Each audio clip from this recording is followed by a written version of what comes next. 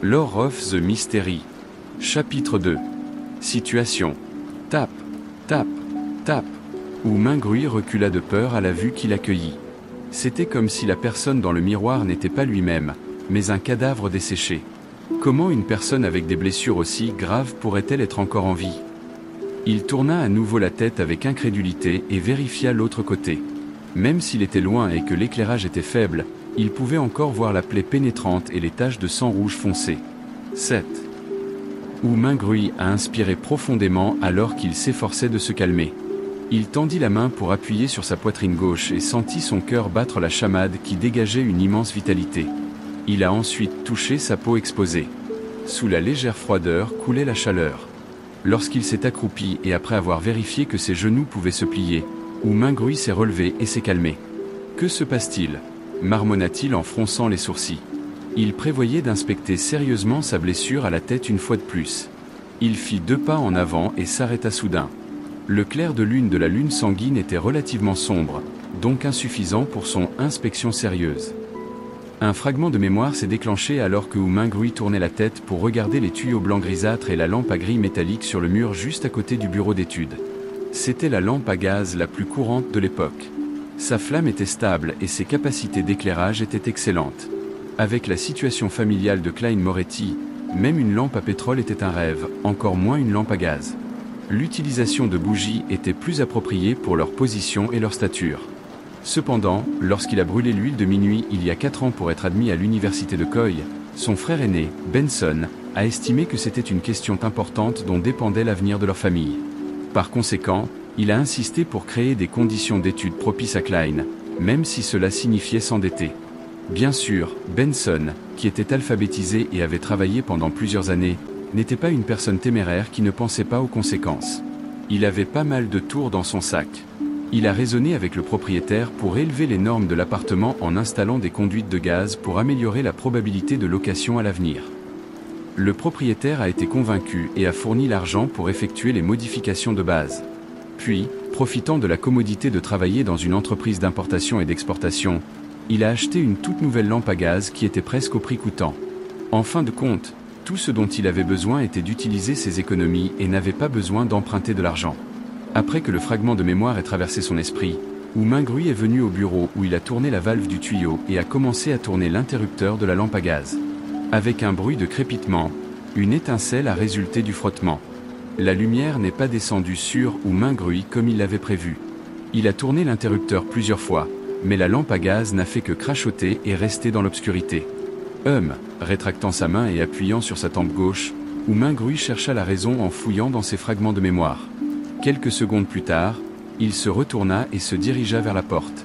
Il est arrivé à l'installation de la machine qui était également encastrée dans le mur et à laquelle étaient connectés des tuyaux blancs grisâtres.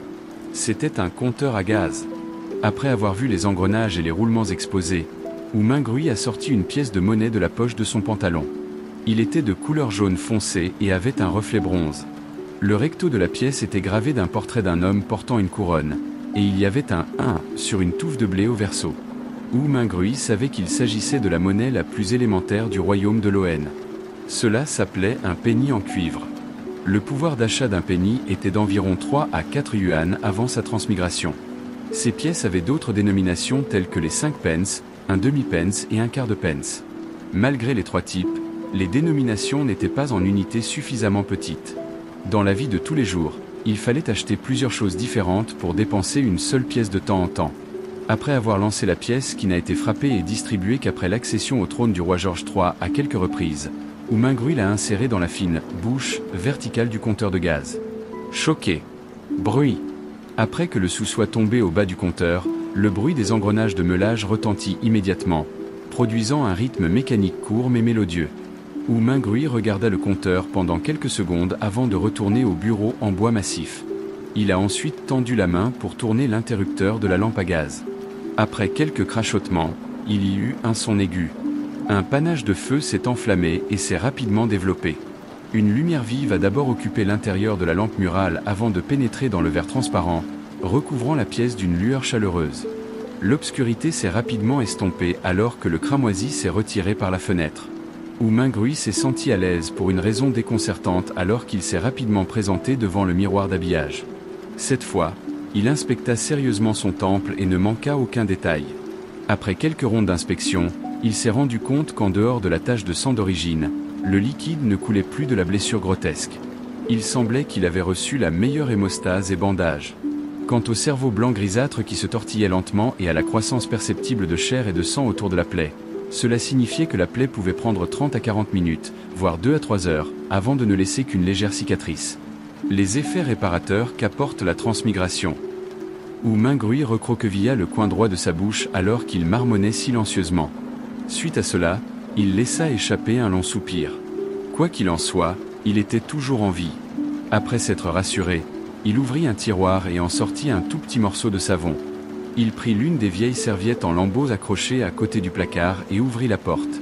Il s'est ensuite dirigé vers les toilettes publiques partagées par les locataires du 2e étage.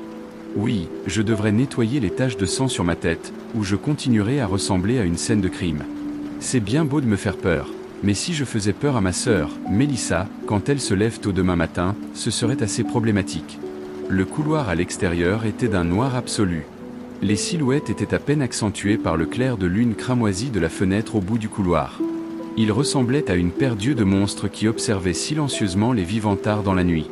Wu Minghui a allégé ses pas alors qu'il se dirigeait vers la salle de bain commune avec une peur tremblante.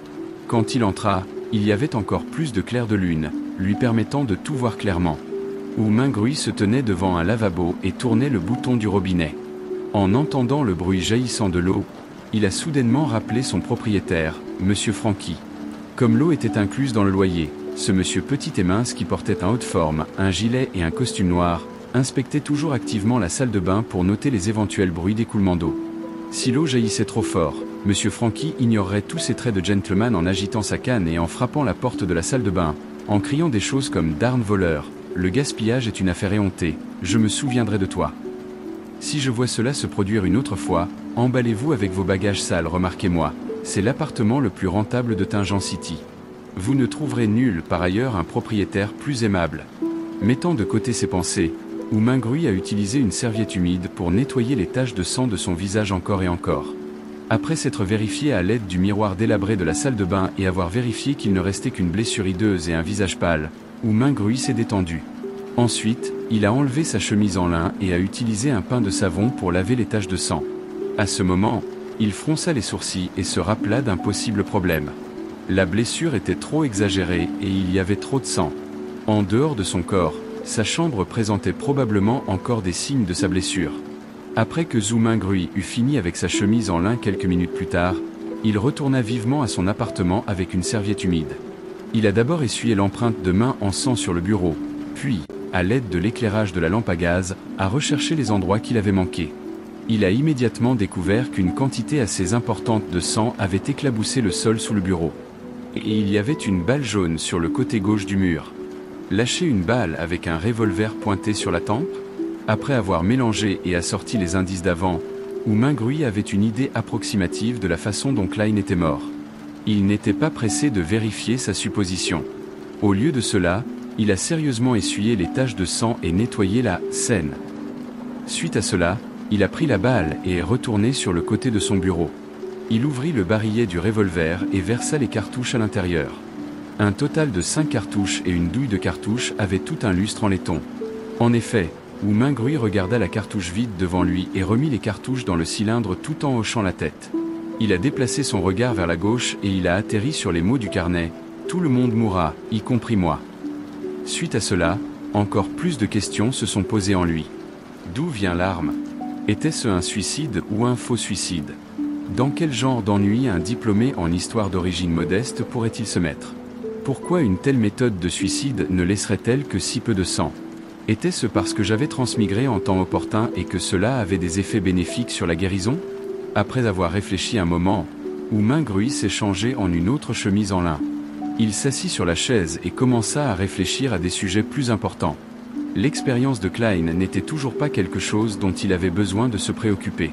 Le vrai problème était de comprendre la raison de sa transmigration et s'il pouvait revenir. Ses parents, ses proches, ses meilleurs copains et ses amis.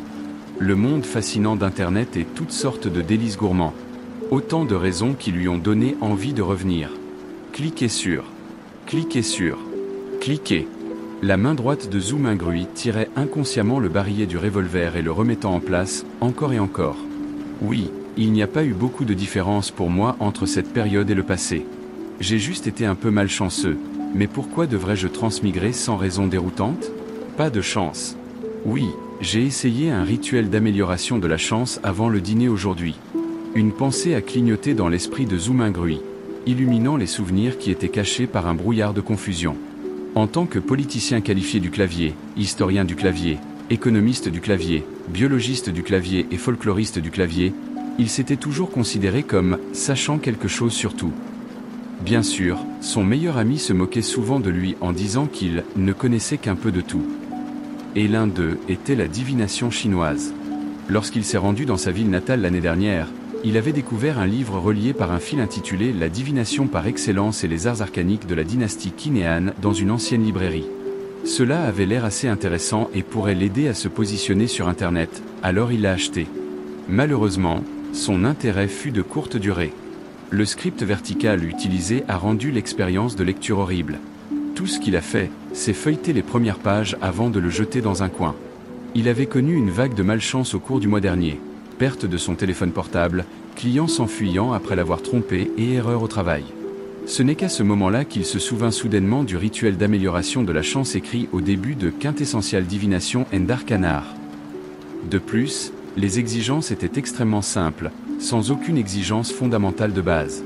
Tout ce dont il avait besoin était d'obtenir 4 portions de nourriture de base dans sa région et de les placer aux 4 coins de sa chambre. Ils pourraient être placés sur des meubles tels que des tables et des armoires. Puis, debout au milieu de la pièce, il devait faire 4 pas dans le sens inverse des aiguilles d'une montre pour former un carré. La première étape l'obligeait à chanter sincèrement. Les bénédictions proviennent du Seigneur immortel du ciel et de la terre. La deuxième étape consistait à chanter en silence. Les bénédictions viennent du ciel, Seigneur du ciel et de la terre. La troisième étape était: les bénédictions proviennent de la voûte exaltée du ciel et de la terre. Et la quatrième étape était: les bénédictions proviennent du digne céleste du ciel et de la terre. Une fois les 4 pas franchis, il devait fermer les yeux et attendre 5 minutes à sa place d'origine. Ce n'est qu'alors que le rituel serait considéré comme terminé. Comme cela ne lui coûtait pas d'argent, il trouva le livre, suivit ce qui était stipulé et le fit avant le dîner. Cependant, rien ne s'est passé à l'époque. Qui aurait deviné qu'il transmigrerait en fait au milieu de la nuit? Transmigration. Il y a une réelle possibilité que ce soit dû à ce rituel d'amélioration de la chance. Oui, je devrais essayer ici demain.